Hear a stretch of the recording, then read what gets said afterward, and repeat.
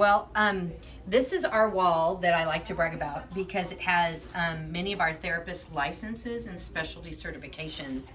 And I know we have one of our most active pages on our website is actually our staff page.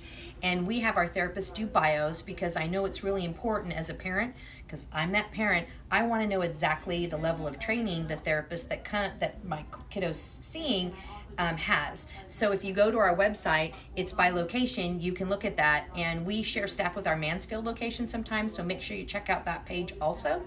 But the hiring process is an ongoing process for me all the time with 3 offices. We have close to 45 employees between all 3 offices, and we don't I'm not rehiring as much for positions as I am adding because we're growing.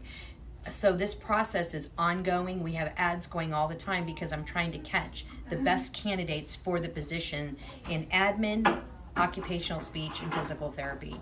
And the process of attaining a therapist is a long, arduous process.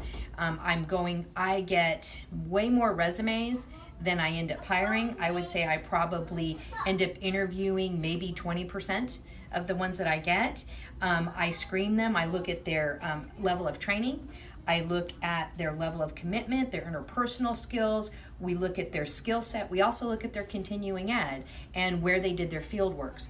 So I hire seasoned clinicians sometimes, but I also hire newer clinicians. And the reason I look at newer clinicians is because the newer clinicians tend not to be as stuck in routine and are a little more adaptable. And some of them have had great experience working as techs in facilities and then going to school and doing great field work. They're actually more qualified than some of the clinicians I see that have had 2-3 years experience. So this is a very big process for me. It takes a long time. I don't quickly fill a position. Normally, if a therapist leaves, it will take, if they give me 4 weeks notice, it's not going to be 4 weeks before I have somebody. So sometimes we're covering until I can get just the right therapist, because I don't want to bring a therapist in that's not going to match with our model and what we're doing and not going to be the best fit for your kiddo.